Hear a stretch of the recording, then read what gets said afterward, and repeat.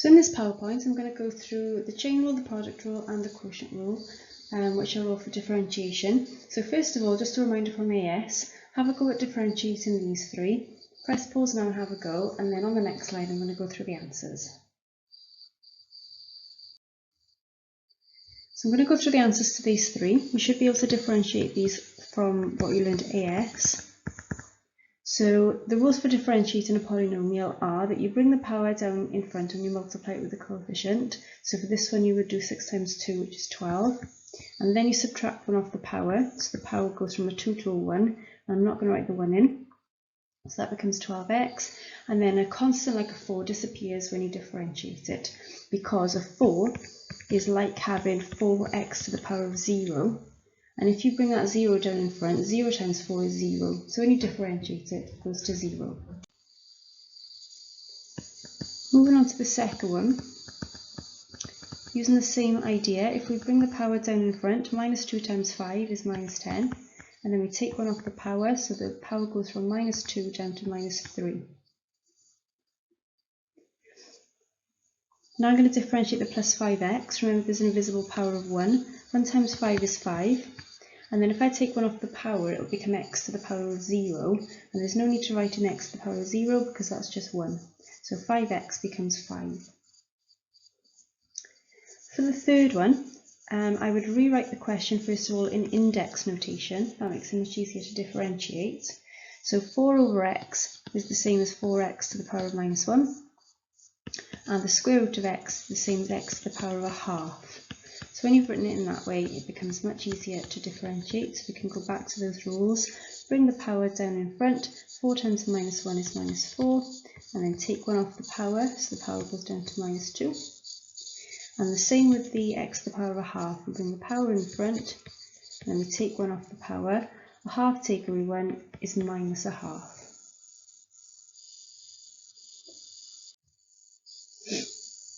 So the first of the three rules that I'm going to teach you today are the chain rule. So I'm going to teach you first of all about the chain rule and how it works. It might look quite time consuming and confusing to begin with, but don't worry, because after we've done a couple, we're going to spot a pattern, and then once we've spotted that pattern, we'll be able to then answer the questions much more quickly.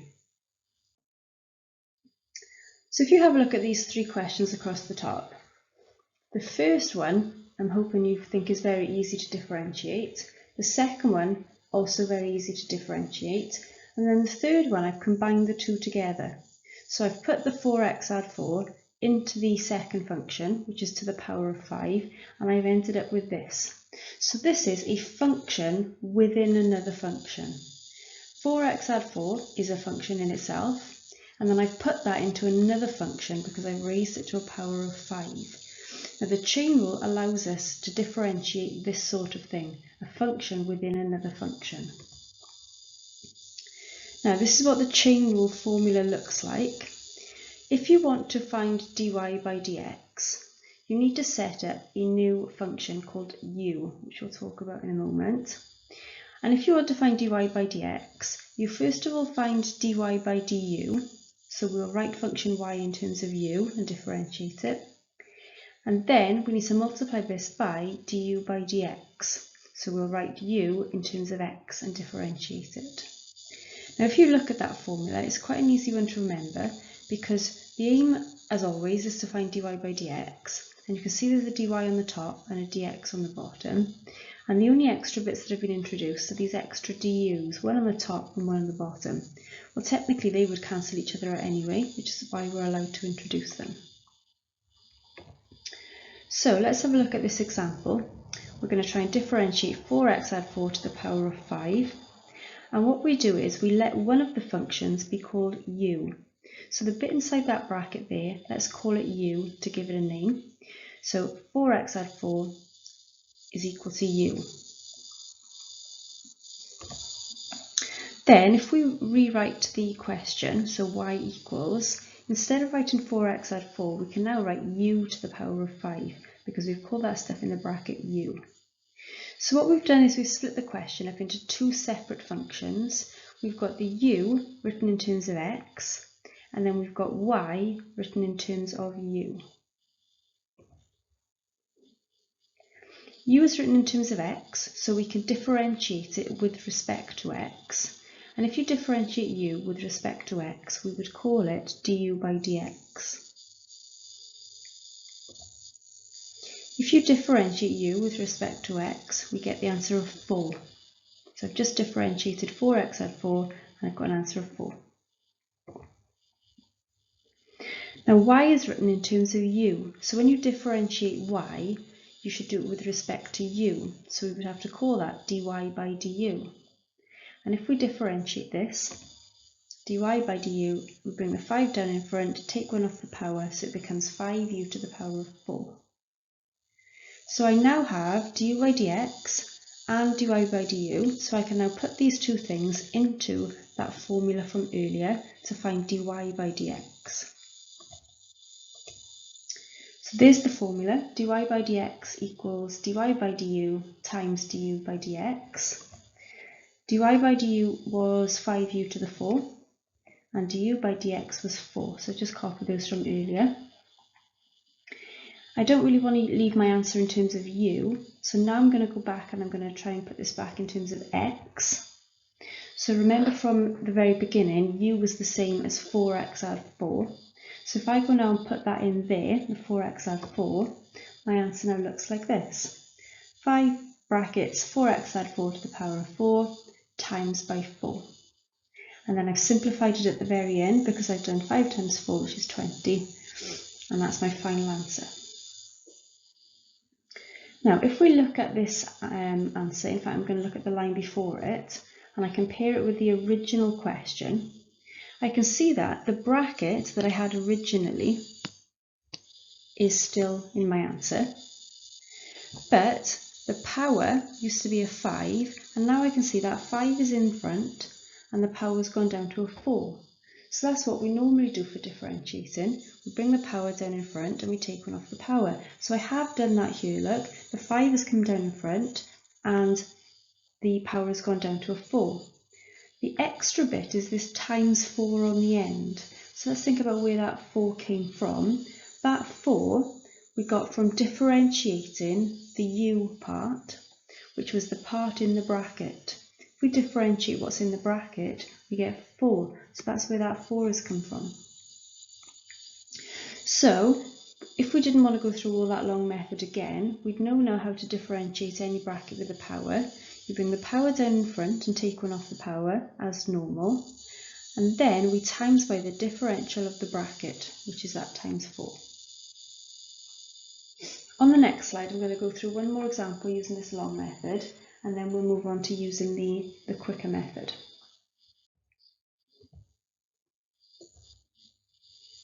So on this one, y equals x squared minus 5x to the power of a half. So it's a little bit more complicated than the last one, but we'll use the same ideas.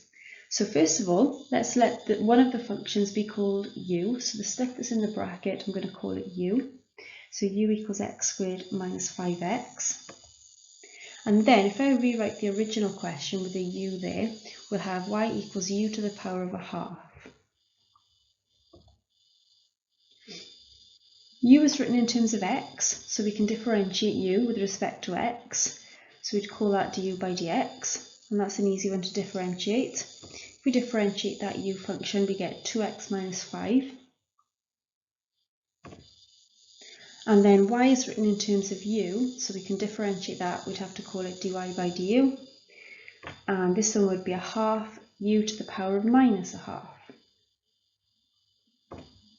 So we've got the two separate functions that we need for our formula. So now we need to multiply them together, and that's going to give us dy by dx, which was what we wanted.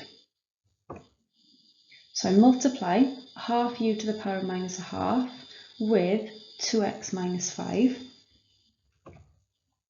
And then my last step would be to go back and put the u back in terms of x's.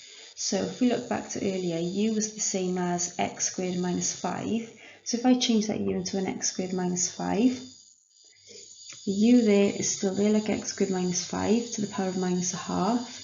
And I've just written the 2x minus 5 and the half together at the front. So I've just moved that 2x minus 5 bracket to the front, and I've written it over 2 because of the half. So there's my final answer. Now if we look at that final answer and we compare it with the original question, I can see that the bracket that I had originally is still there. The half power is now in front. There it is, there's the half. The power has gone down by 1, it's gone down to minus a half, but we've multiplied the whole thing by 2x minus 5, which was the differential of the bracket. So now we've spotted that pattern, we can now go ahead and do these questions more quickly without having to write down all these u functions every time. So we know now how to do a bracket with a power. We just bring the power down in front, take one off the power, and multiply by the differential of the bracket. So here's a step-by-step guide for a bracket with a power. Bring the power down in front, subtract one off the power, and multiply by the differential of the bracket. So we'll do one more quick example.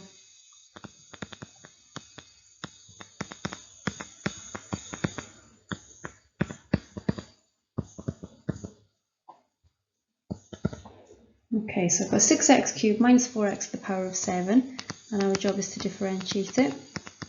So following the step-by-step guide, bring the power down in front, so that's 7, comes down in front of the bracket, and I'm going to copy the bracket exactly as it is, and I'm going to subtract 1 off the power, so the power becomes 6, and then I need to multiply this by the differential of the bracket. So if I differentiate what's in that bracket, I get 18x squared minus 4.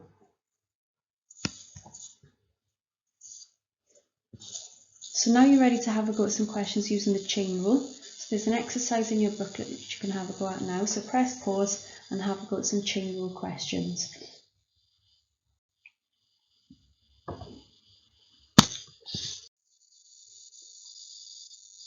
When you were studying AS maths, there would have been a question in the exam that asked you to find either the equation of a tangent or the equation of a normal. Now that could come up again in A level. The only difference will be that the curve you're given might be a little bit more complicated. So for example, in this one, we've got a curve that is y equals 5x plus 1 to the power of 4, so we've got a bracket with a power, and we're going to find the equation of, we'll do both the tangent and the normal, at a specific point. Now, as you know, the first thing we need to do is to differentiate, because when you differentiate, when you find dy by dx, you're finding the gradient of the tangent. So to find the gradient of the tangent, we differentiate. So we've just learned how to differentiate something like this. We bring the power down in front, then we take one off the power, so that 4 becomes cubed, and then we times by the differential of the bracket, which for this one is 5, which I'm going to simplify. 4 times 5 is 20, so I'm going to write that as 20 times 5x add 1 cubed. Now at our point, if we look back at the question, we've got the point 0, 1. Let's work out what dy by dx is as a number. So it's going to be 20 times 5 times 0 plus 1 cubed. So I've just substituted the x coordinate from 0, 1 into there, which is 20.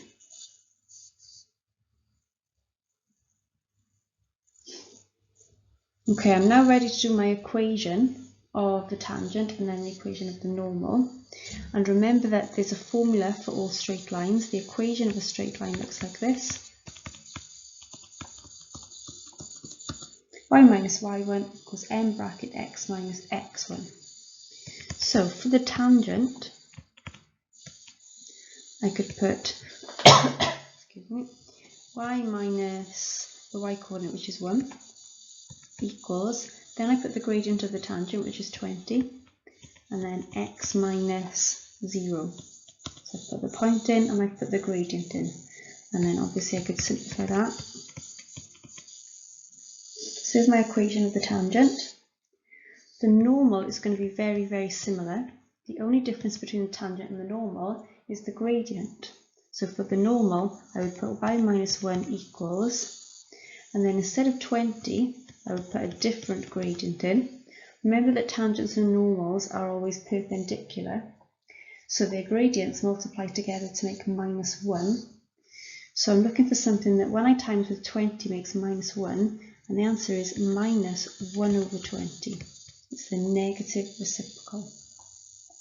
So I can simplify that into y minus 1 equals minus x over 20. So have a go now at some questions similar to that from your booklet, where you're finding the equation of tangents and normals.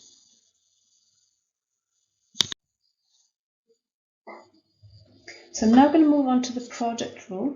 The product rule is when you want to differentiate two functions that are being multiplied together.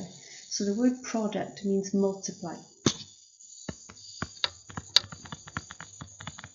So let's give those two functions names. Let's call them u and v. If y is equal to uv, which means that y is one function multiplied by another, then dy by dx is given by this little formula. U dv by dx plus v du by dx. So let's think about what each part of that formula represents.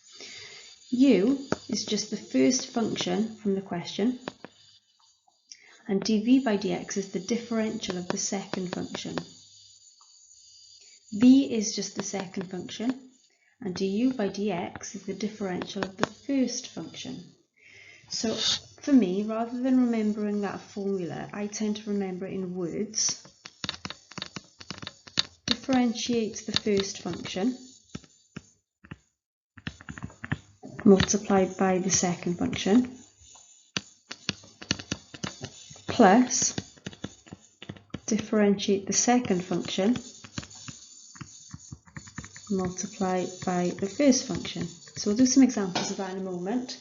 But with your two functions, you differentiate one and times it with the other, and then you do that the other way around. You differentiate the second and you times by the first. So let's go on to the next slide now and have a look at some examples. So I'm going to colour in the two separate functions. I'm going to call them the yellow bit and the green bit. And you can see that those two functions are being multiplied together. So they are acting as your u and your v. So if I want to differentiate this, I need to differentiate the first one and times it with the second one. And then I need to differentiate the second one and times it with the first one. So I differentiate the yellow bit, which is 4, and times it with the green part. Plus, differentiate the green part and times it with the yellow part. So if I differentiate that green part, we've just learned how to do that sort of question. Bring the power down in front, take one off the power, times by the differential of the bracket, which for this question is 1. So you could write times 1, but I won't bother. And then after I've differentiated the green part, I've got to times it by the yellow part, times by 4x. Now this will simplify a little bit. I could do half times 4x, which is 2x. I'm going to leave my answer there like that. So moving on to the second one, I'm going to use the same idea. I've got my two functions that are being multiplied together. Differentiate the first one times with the second, differentiate the second one times with the first. So differentiate the yellow bit. If I differentiate x add 5, I just get 1, times with the green bit. Then I do it the other way around. I differentiate the green bit and I times it with the yellow bit. So if I differentiate this green part, I bring the power in front, I take one off the power, and then I times by the differential of the bracket, which is 3. And after I've differentiated the green bit, I need to multiply it by the yellow bit. So I'm just going to try and write that a little bit neater. 4 times 3 is 12. Doesn't really matter what order you write these brackets in. I'm going to put the x add 5 next, and then the 3x minus 4 cubed. So the product rule is easy to follow.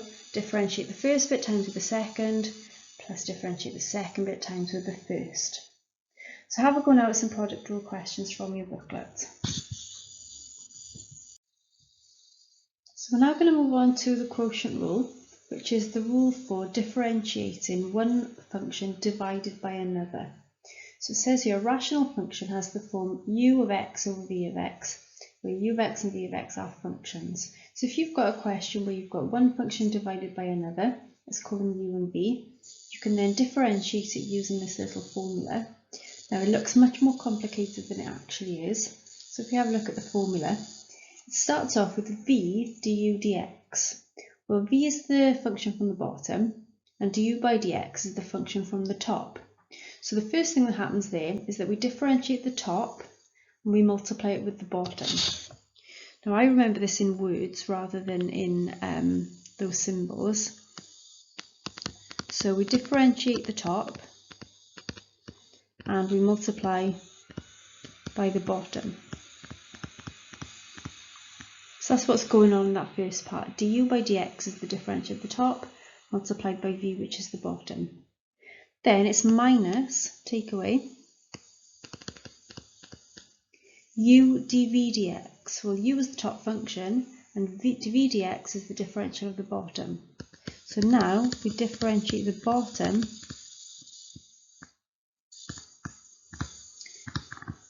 and multiply it by the top. And then it's all over v squared. So it's all over whatever was on the bottom squared. So I'll do some examples on the next slide to show you what that means. But as I said, I think if you remember it in words, I think it's easier than remembering it in symbols. This is given in the formula booklet on the differentiation page. It's written in a slightly different way. So in the formula booklet, rather than u and v, I think they call them f and g. But the formula is there. So we differentiate the top times by the bottom, minus differentiate the bottom times by the top, and then it's all over the bottom squared. So let's go on to the next slide now and do an example. So on this question, we've got a quotient because we've got a function on the top and a function on the bottom. So I'm going to colour code them. So following the quotient rule, I need to differentiate the top and times with the bottom, and then minus differentiate the bottom times with the top, and it's all over the bottom squared. So let's go through that more slowly. I'm going to differentiate the top, which is 7, and multiply it by the bottom, minus differentiate the bottom times with the top,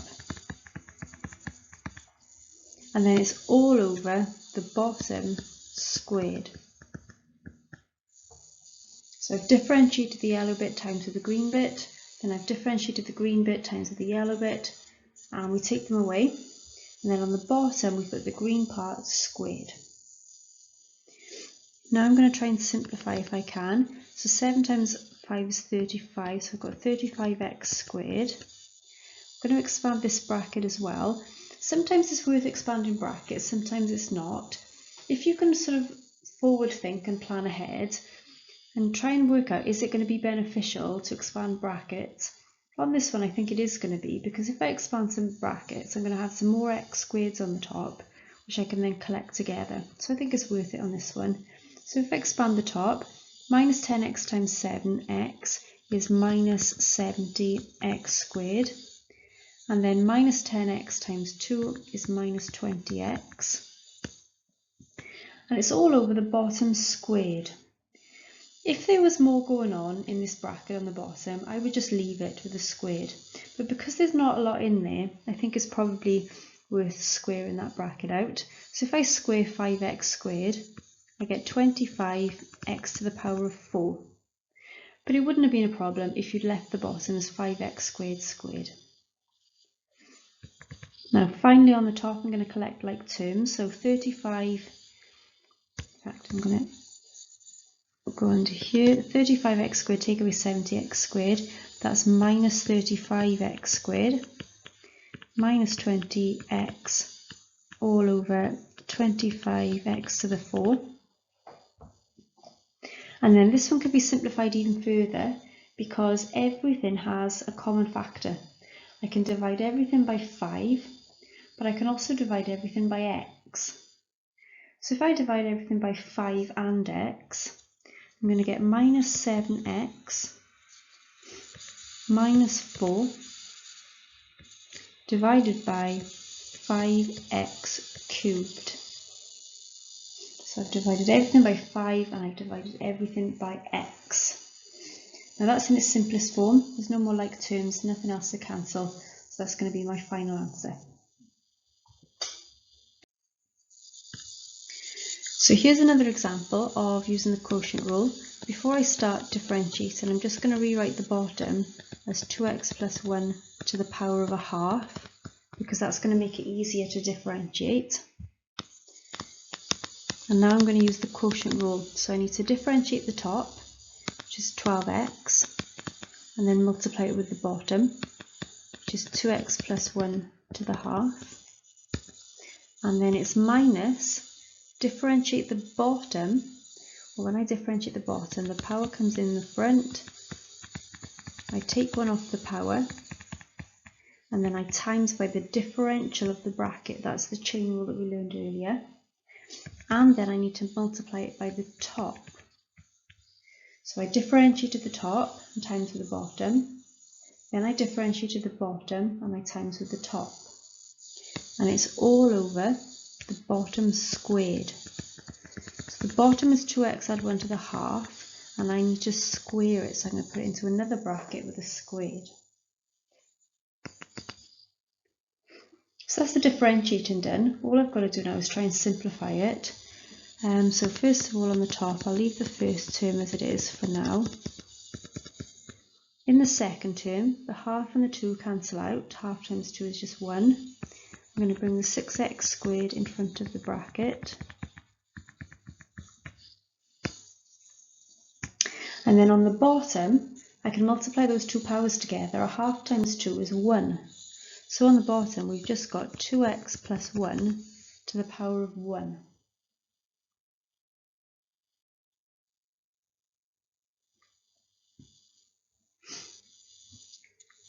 Now, there are various different ways of carrying on from here. One thing that you could do is divide all of the top by that 2x plus 1 bracket. Noticing that that bracket seems to be appearing in lots of places with different powers. So if I divide all of the top by that bracket, on the first chunk we've got 12x, and then this bracket has a power, and I'm dividing it by another bracket. Well, if I'm dividing, I know I can subtract the powers, and a half take away 1 is minus a half. So I could write there 2x add 1 to the minus a half. So I've just subtracted those powers. I could do the same thing on the other term. I could subtract the powers, so I've got 2x plus 1 in the bracket, and the powers this time are minus a half take away 1, which is minus 3 over 2.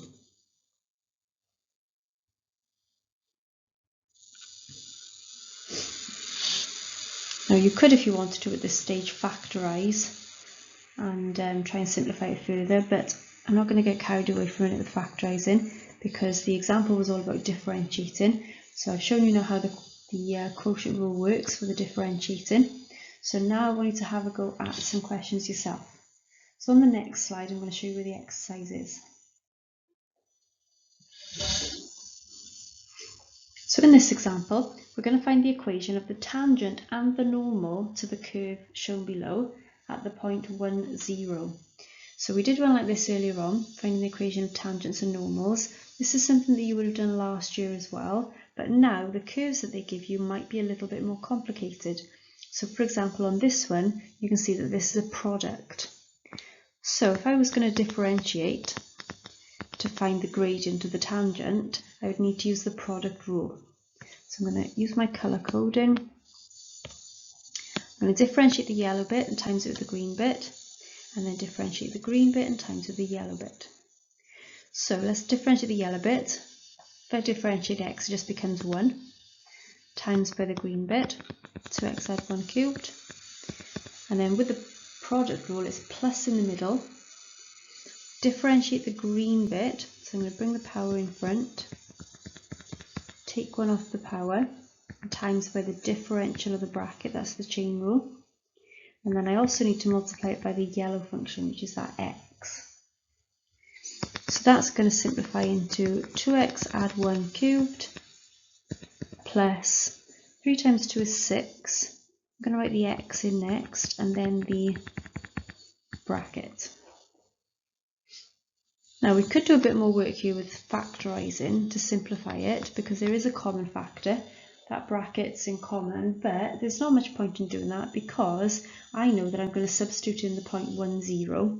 So there's not too much point in spending time simplifying when you're going to change all the x's to 1's anyway.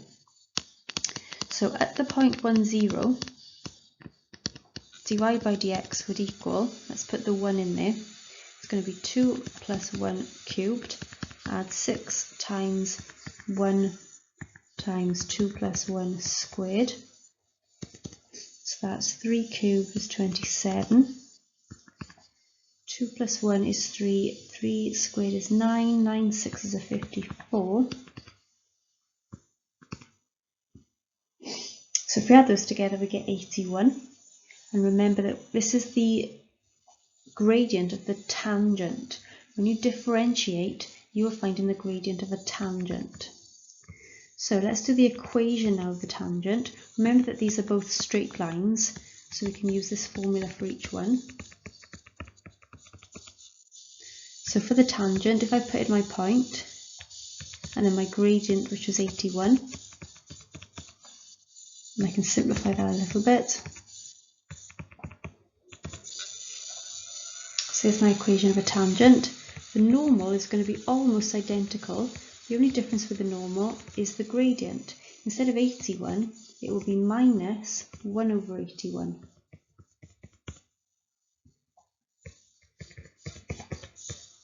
You could rearrange that however you like. You could times both sides by 81 if you don't like the fraction. I'm just going to leave it in that form for now. So back to your booklet, have a go at some questions like this now where you've got to find the tangents and normal equations. There's a couple of those in the booklet for you to have a go at. Just press pause now and have a go at those.